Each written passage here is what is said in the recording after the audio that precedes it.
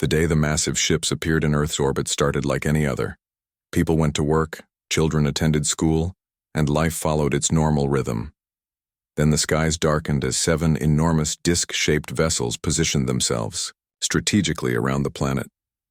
Samantha Wright was just finishing her morning coffee at NASA's Communications Center when the monitors began flashing with urgent alerts. At 34, she had spent 12 years analyzing space signals, but nothing had prepared her for this moment. "Major Wright, you need to see this," said her assistant, pointing at the main screen where strange symbols scrolled continuously.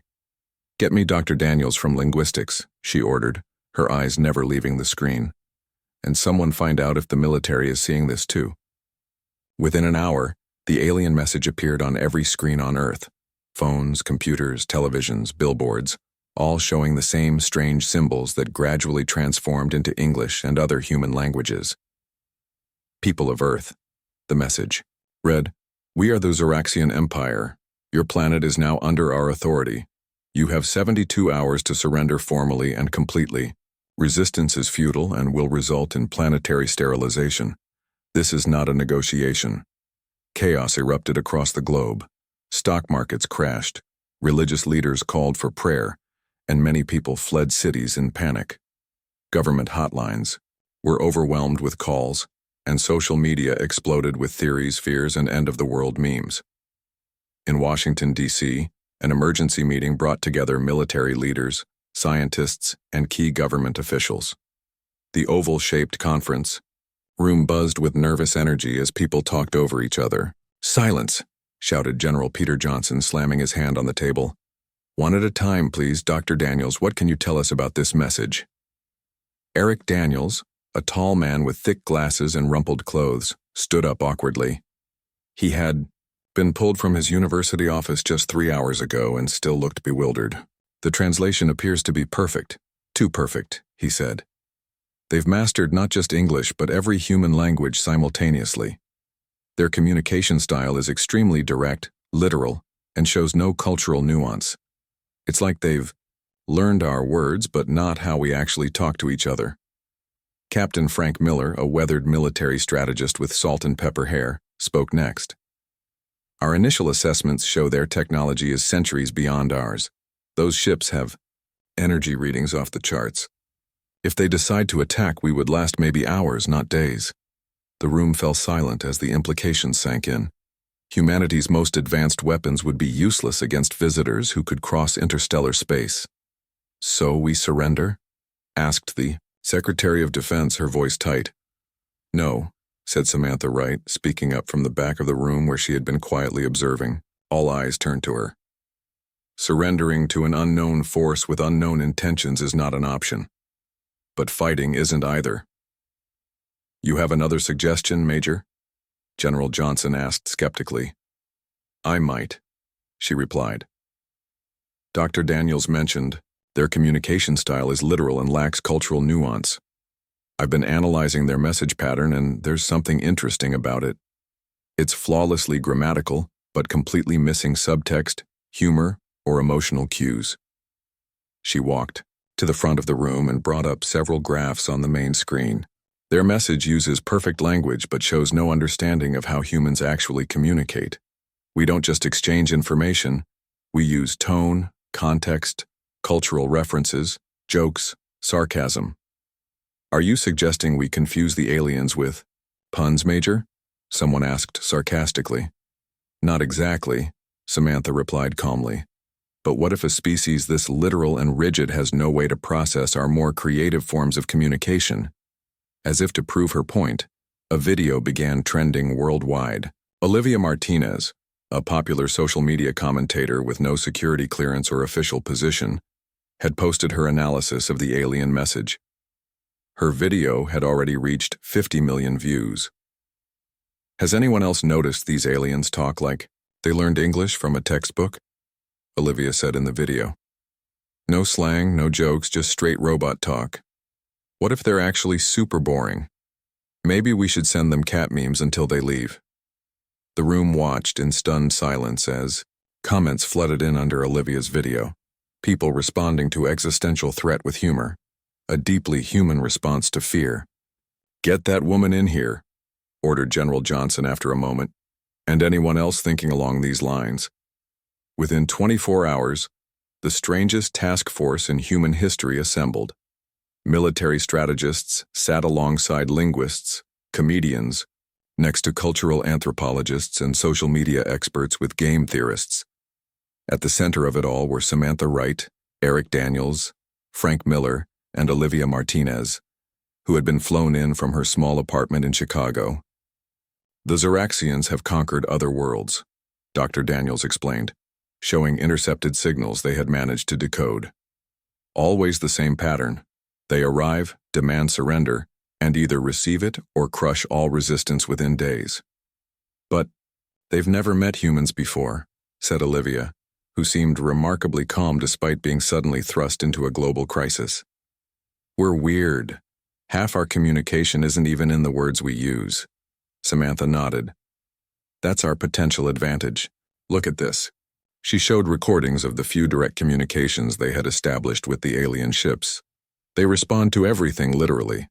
When our translator said she was dying to know about their homeworld, they became alarmed and asked about her medical condition." "No sense of metaphor," Eric added, "and they seem completely thrown when communication doesn't follow their expected patterns." "So what exactly are you proposing?" asked the president, who had been listening quietly until now. "Psychological warfare," Samantha said simply, "but not the kind we've ever conducted before. I'm proposing we respond to their ultimatum in ways their minds can't process, not with weapons they can defeat, but with humanity they can't understand." Captain Miller frowned. "You want to fight an advanced alien species with jokes?" "Not just jokes," Samantha replied. "I want us to showcase the full, messy, contradictory spectrum of human communication. Formal diplomatic language mixed with internet memes. Serious surrender terms that make no logical sense. Official communications filled with cultural references they can't possibly understand."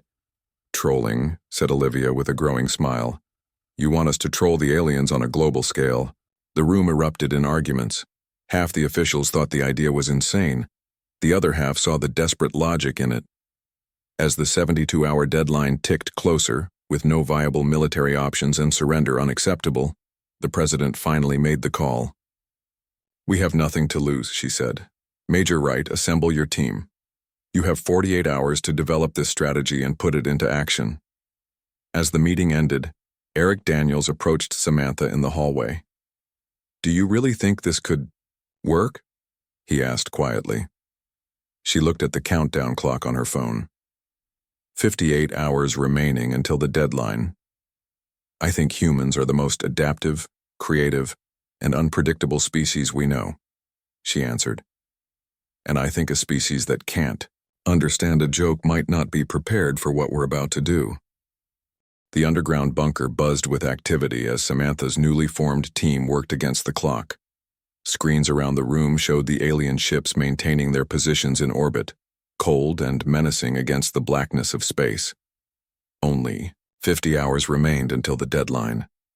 "We need to understand their psychology better," Samantha said, addressing the assembled group of experts. "Dr. Daniels, what more have you learned about their communication patterns?" Eric Daniels pushed, his glasses up, and gestured to his analysis on the main screen. "After studying all interactions, I'm increasingly convinced the Zoraxians process information in strictly logical patterns. They show no capacity for metaphor, sarcasm, or humor. When our translators used idioms like break a leg or costs an arm and a leg, the aliens became visibly disturbed and confused." "Perfect," Samantha nodded. "That's our opening." Olivia Martinez, still wearing the same clothes from when she was rushed to the facility yesterday, raised her hand. "I've been compiling a database of communication styles that might confuse them. Internet memes, dad jokes, slang from different decades, regional expressions, all things that require cultural context to understand." Captain Miller remained skeptical. "This is insane.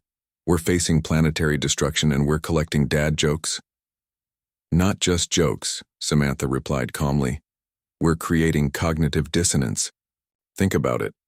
These aliens have likely conquered worlds by following the same playbook. arrive, demand surrender, receive it, or crush resistance. Their entire system depends on predictable responses. And humans are anything but predictable, added Eric. The president entered the room looking tired but determined. Major Wright, I need updates. Every world leader is demanding to know our response plan. Samantha stood straighter. Ma'am, we're developing what we call Operation Confusion. Instead of a single surrender response, we propose sending thousands of contradictory messages across all communication channels. Some will appear to be surrender, others defiance. Many will be completely nonsensical, but all will be officially from Earth. The president's eyebrows rose. You want to spam the aliens? In a manner of speaking, yes, Samantha said, but with purpose. Every message will contain elements their logical minds can't easily process. We believe their communication systems might struggle to categorize our response. And what does that accomplish besides annoying them? Asked General Johnson from the back of the room. Dr. Daniels stepped forward.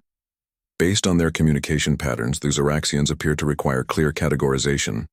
They need to place our response into predetermined boxes: surrender, resistance, or negotiation. If we send signals that don't fit any category, they may need to delay action while they analyze further. We're buying time, Samantha added, and possibly creating confusion in their command structure. The president looked around the room, noting the mixture of hope and doubt on people's faces. And if they simply decide to attack anyway? Captain Miller spoke up. Our military options haven't changed, ma'am. We could launch everything we have and barely scratch their ships. At least this approach might delay the inevitable. It's not about delay, Olivia interrupted, surprising everyone with her boldness. It's about showing them something they've never seen before. She walked to the main screen and pulled up examples of viral internet content. Human communication is weird, messy, and constantly evolving. We can use this as a weapon. The president was silent for a long moment. You have my authorization. Begin immediately.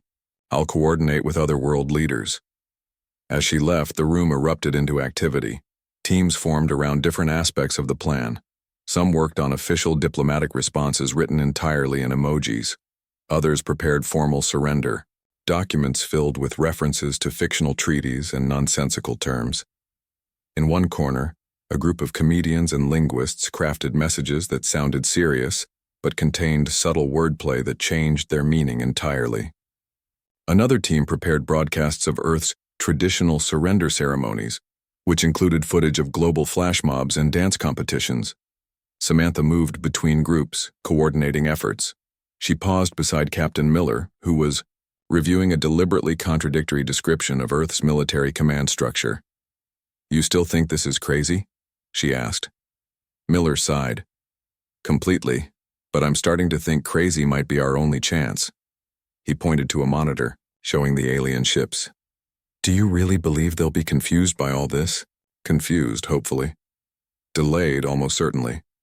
Their entire conquest strategy seems built around predictability and clear responses. She smiled slightly. Humanity has never been good at either of those things. Across the room, Eric was working with technical specialists to ensure the aliens would receive every message Earth sent. Their communication systems are advanced but standardized, he explained to Samantha when she joined them. Once we identified their protocols, we found ways to ensure delivery of our messages. All of them? She asked. All several thousand, he confirmed with a small smile. From formal diplomatic channels to social media posts directed at their ships, they'll receive everything. With 36 hours remaining, the first phase of Operation Confusion launched. The official United Nations response to the Zoraxian ultimatum was transmitted, a solemn document that began with formal diplomatic language but gradually incorporated internet slang, memes, and references to pop culture. It ended with a series of emojis that somehow spelled out, "Earth acknowledges your message." The aliens responded almost immediately, their message appearing on screens worldwide. Clarify response. Format incomprehensible. It's working, Olivia whispered, watching the alien message. They don't get it. Earth's next official communication was a video of global leaders solemnly reading a prepared statement, except each leader read their part in a different context, making the whole message contradictory when assembled. Some appeared to accept surrender terms while others rejected them, all while using identical formal language. The Zoraxian response took longer this time.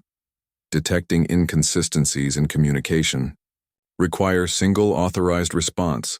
Samantha couldn't help smiling. Now for Phase 2. As the deadline approached, Earth unleashed the full spectrum of human communication. Official military channels broadcast a continuous loop of Rick Astley's "Never Gonna Give You Up," described as Earth's traditional response to ultimatums. News networks worldwide simultaneously reported completely contradictory information about Earth's government structure and leadership. Even civilian efforts joined in. Hackers managed to briefly project images of dancing cats onto the hulls of the alien ships. Social media users worldwide coordinated to send identical nonsensical messages to the aliens at precise intervals. With just 12 hours remaining before the deadline, the Zoraxian ships changed position. Everyone in the bunker fell silent, watching the monitors with bated breath. "Are they preparing to attack?" General Johnson asked tensely. Instead, a new message appeared. Deadline extended 48 hours. Require meeting with Earth representatives to clarify communication protocols. The room erupted in cheers. Samantha exchanged looks with Eric, Olivia, and Captain Miller. They hadn't won yet, but they had done something no one thought possible. They had confused the conquerors of 47 worlds with nothing but human creativity. "Phase 3? Asked Olivia with a grin. Samantha nodded. "Phase 3. Let's prepare for a meeting they'll never forget." The mood in the command center shifted from desperate fear to cautious hope. The team had bought Earth an additional 48 hours, but everyone knew the real challenge was just beginning. They needed to turn this temporary confusion into a permanent solution. "We need to understand what's happening on their ships," Samantha said, gathering her core team around a central table. "Dr. Daniels, any insights from their communications?" Eric nodded eagerly. "Their latest messages show signs of what I can only describe as cognitive stress. Their sentence structures are becoming less uniform. Some messages appear to be directly translated from their language rather than crafted in perfect English like before. They're getting frustrated," Olivia added with a small smile. "The social media campaign is working too. Every time they send a message asking for clarification, people worldwide respond with completely different interpretations of what the aliens really meant. Some are treating them like celebrities, others like long-lost friends." Captain Miller looked less skeptical than before. "Our intelligence suggests unusual activity on their ships, increased communications between vessels, changes in energy patterns. They're definitely not following their standard conquest protocol." The team's planning was interrupted by an urgent alert. A new message from the alien flagship appeared on the main screen. "We require direct communication with authorized Earth representatives. Sending coordinates for meeting location. Limit: 4 representatives." "They want to meet in person," Samantha said, her voice revealing both excitement and apprehension. "It's a trap," Captain Miller stated flatly. "Maybe," Samantha admitted. "Or maybe they genuinely cannot process our responses and need direct interaction. Either way, it's an opportunity we can't ignore." The president agreed when consulted, and 4 representatives were quickly selected. Samantha for her strategic insight, Dr. Daniels for linguistic expertise, Captain Miller for security assessment, and Olivia for her intuitive understanding of communication patterns. The meeting location was a small clearing in Yellowstone National Park, selected by the aliens after scanning Earth for relatively unpopulated natural spaces. As dawn broke over the mountains, the 4 humans waited, nervously. Military forces were hidden throughout the surrounding forest, though everyone understood they would be useless against the aliens' superior technology. "Remember the plan," Samantha whispered. "Be polite, be respectful, but be confusing. Use idioms, cultural references, and mixed messages. Keep them off balance." A beam of shimmering blue light appeared 50 feet away, and 3 tall figures materialized. The Zoraxians stood nearly 8 feet tall, with slender bodies covered in what appeared to be a combination of natural plating and technological enhancements. Their faces had 4 eyes arranged in a diamond pattern and no visible mouth. "We speak through these devices," came a mechanical voice as one alien touched a panel on its chest. "You are the authorized representatives of Earth?" "We are indeed. The representatives of this fine planet," Dr. Daniels replied with an exaggerated bow. "Though authorizing anyone to speak for 8 billion people is like herding cats during a thunderstorm." The alien's 4 eyes blinked in unison. "This metaphor is not understood. Please clarify your authorization status." Samantha stepped forward.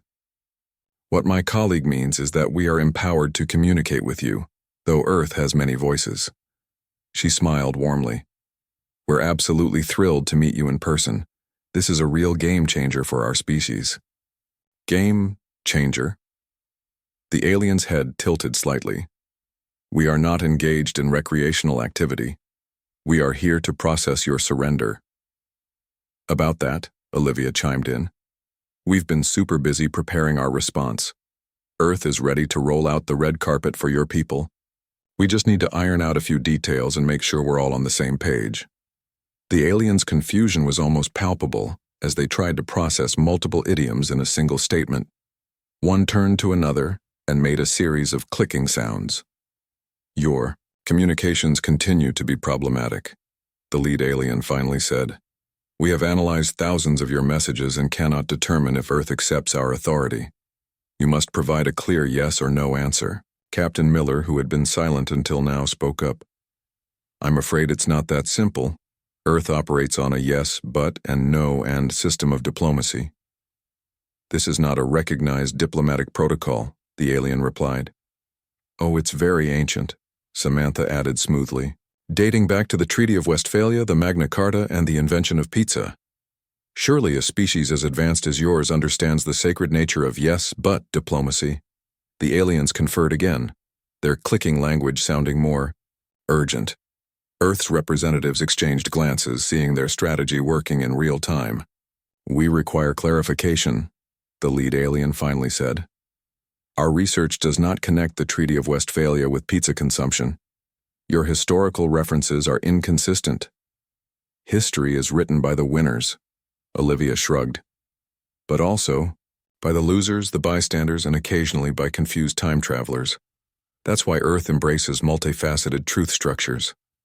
Dr. Daniels nodded sagely. "As our ancient philosopher Yoda once said, truth is a point of view." The alien's frustration became more evident. "Your species deliberately employs communication patterns designed to obscure meaning. This is inefficient and potentially hostile." "Oh, no, we're being quite friendly," Samantha assured them. "This is just how humans talk. We find rigid communication structures to be limiting to the imagination and damaging to the soul." "Soul is not a recognized scientific concept," the alien stated flatly. "Neither is imagination in your culture, it seems," Captain Miller remarked. "Yet both are essential to understanding Earth." The lead alien seemed to reach some internal limit. "We will return to our ship to recalibrate our translation matrices. Prepare your final response regarding surrender within 12 hours. As they turned to leave, Samantha called out, "Before you go, we've prepared a traditional Earth greeting gift." She handed the lead alien a small box. The alien hesitated, then opened it to find a small snow globe containing a miniature scene of New York City. "It's customary to shake it," Olivia explained helpfully. The alien awkwardly shook the snow globe, watching the white flakes swirl around the tiny buildings. For a brief moment, something like curiosity flickered in its 4 eyes. "The purpose of this object is unclear," it stated. "Exactly," Samantha replied with a warm smile. "Welcome to Earth." After the aliens departed, the team was immediately whisked back to headquarters. The president was waiting for them, face tense with concern. "Well?" she asked. "How did it go?" "They're completely lost," Samantha reported. "Their entire system is based on clear, logical communication patterns. They have no framework for processing how humans actually talk. But they've still got those giant ships, Captain Miller reminded everyone. And I'm not convinced they won't eventually lose patience and just attack. They've given us 12 more hours, Dr. Daniels pointed out. That's significant. They're following a completely different protocol now. They've never had to do this before. What's our next move? The president asked. Samantha looked at her team, then back at the president. We escalate. If they can't handle casual conversation and snow globes, let's see how they deal with the full spectrum of human creativity. Operation Confusion Phase E3, Olivia said with a grin. Global participation, maximum cultural chaos. As the team dispersed to implement the next phase, one of the technicians called Samantha over to his console. Major Wright, you should see this. We're picking up unusual transmissions between the alien ships. On the screen, the alien vessels were communicating at unprecedented rates. Their message patterns showed signs of disagreement, with multiple exchanges occurring simultaneously between different ships. They're arguing, Samantha realized. Earth's response is causing division in their ranks. For the first time since the massive ships appeared in orbit, she felt genuine hope.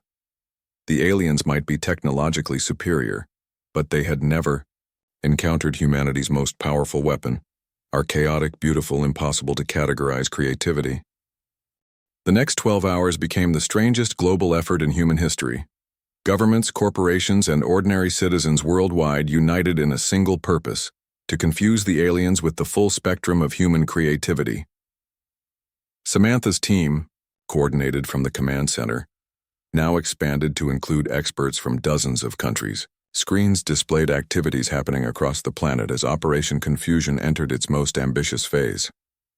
The key is consistency in our inconsistency, Samantha explained to the assembled team leaders. Every message must contradict other messages yet seem completely official and serious from its source. Eric Daniels had been monitoring alien communications non-stop. Their internal messages show increasing signs of discord. Some use terminology that roughly translates to cultural contamination risk. They seem genuinely concerned about extended exposure to human communication patterns. Then let's give them more to worry about, Olivia suggested. She pulled up a global map showing participation rates in the operation.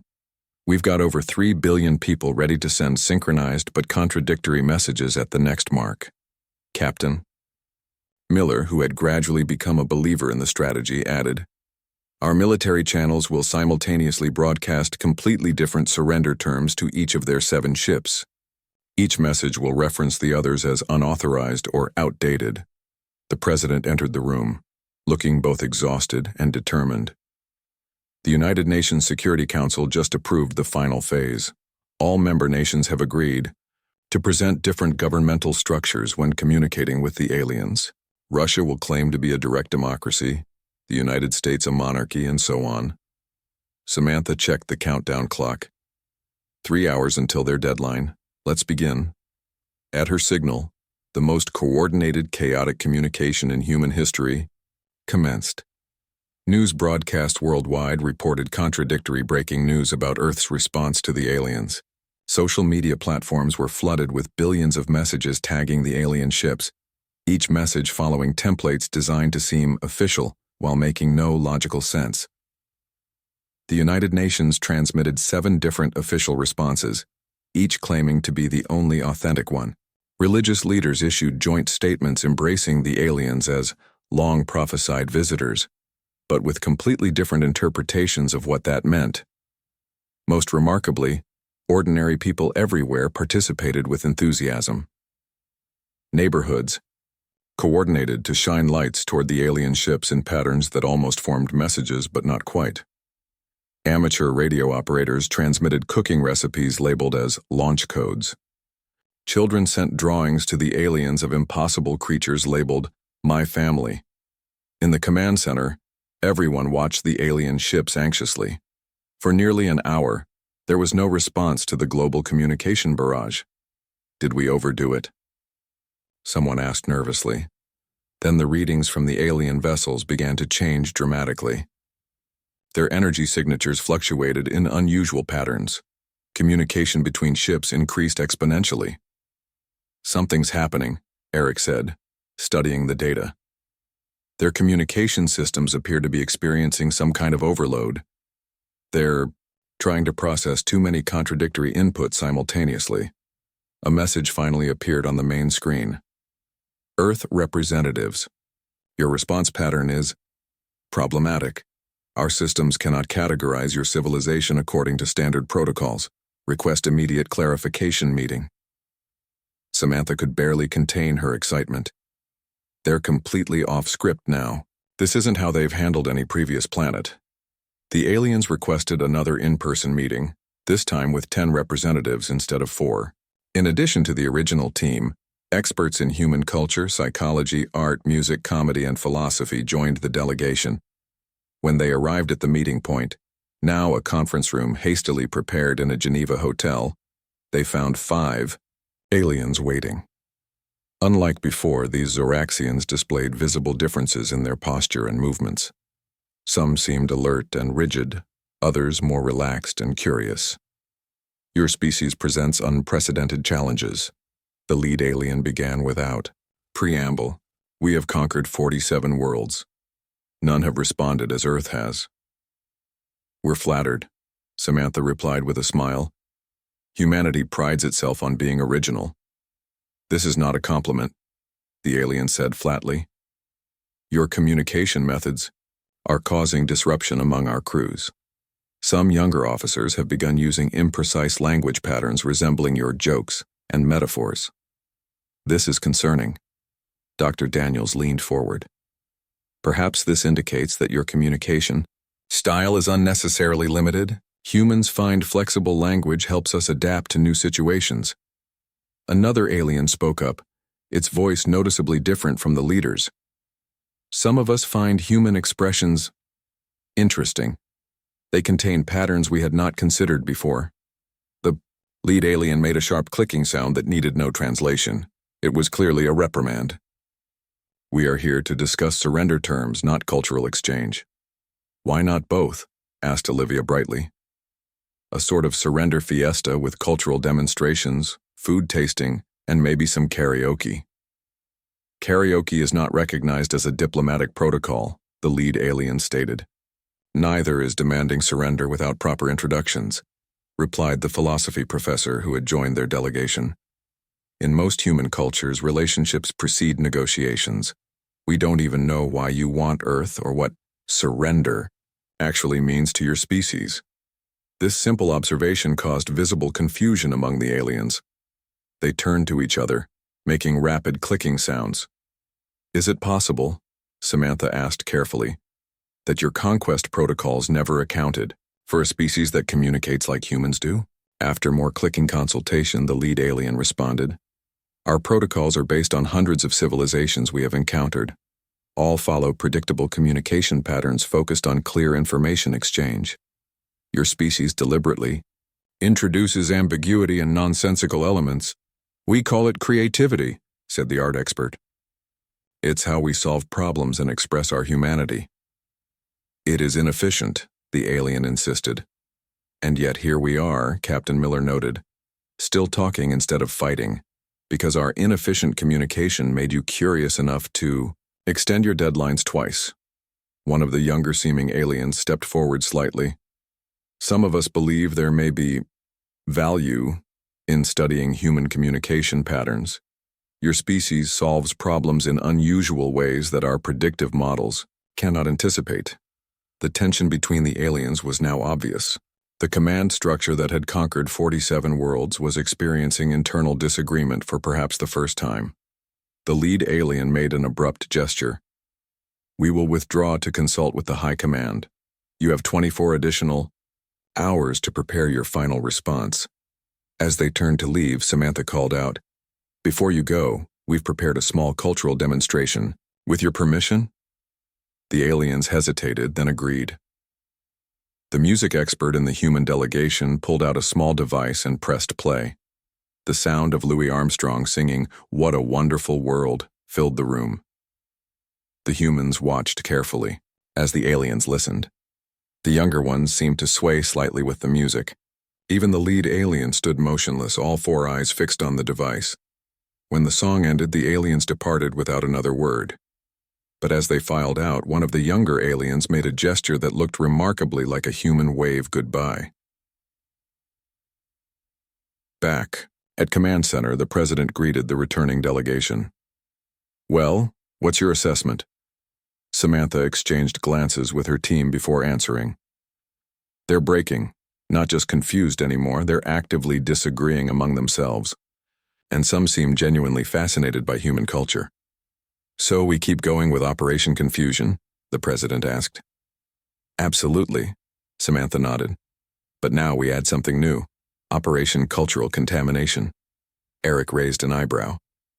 "You noticed it too? Their fear of their own people becoming interested in human expression?" "It may be our best weapon," Samantha said. "Let's give them something worth becoming interested in." The 24-hour extension became the most creative day in human history. Under Samantha's guidance, Operation Cultural Contamination launched worldwide. Unlike the previous phases that aimed primarily to confuse, this final effort focused on showcasing the beauty, creativity, and emotional depth of human expression. If some of the aliens are already curious about our culture, let's give them something worth exploring, Samantha explained to her expanded team. Music, art, poetry, comedy, dance, everything that makes us human. Musicians around the world created simple, beautiful melodies designed to cross language barriers. Artists produced vibrant images representing human experiences from birth to death. Writers crafted stories about connection, growth, and discovery. All of it was transmitted directly to the alien ships. "We're seeing unprecedented engagement," Eric reported, monitoring the alien communications. "They're not just receiving our transmissions, they're actively examining them, cataloging them, discussing them. Their internal communication traffic has increased by 700%. Captain Miller, now fully committed to the strategy, added, "Our intelligence suggests growing factions within their fleet. The command ship has sent disciplinary teams to 3 of the other vessels." The most surprising development came 12 hours into the operation. One of the alien ships broke formation and moved to a higher orbit, positioning itself slightly apart from the others. "They're isolating the ship," Eric said, studying the readings. "Based on communication patterns, it appears to be crewed by younger Zoraxians, who are most affected by our cultural transmissions." Olivia, who had been coordinating the social media aspect of the operation, reported similar findings. "We're getting direct responses now from individual aliens, not just official communications. Some are asking questions about music, humor, and human relationships. They seem genuinely curious."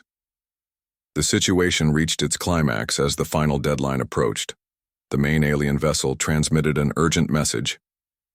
"Earth representatives. Final meeting required immediately. 3 representatives only. Critical situation." Samantha, Eric, and Captain Miller were selected to attend. They were taken to the alien command ship itself, an unprecedented development that indicated just how far off script the situation had gone. The interior of the ship was starkly functional, with smooth metallic surfaces and precise geometric patterns everywhere. No decorations, no art, no expressions of creativity were visible anywhere. They were led to a chamber where 2 very different groups of aliens waited. On one side stood Admiral Zex Corridor, the supreme commander of the fleet, flanked by senior officers. On the other side stood several younger Zoraxians with noticeably more relaxed postures. "Your planet has created an unprecedented situation," the Admiral began without preamble.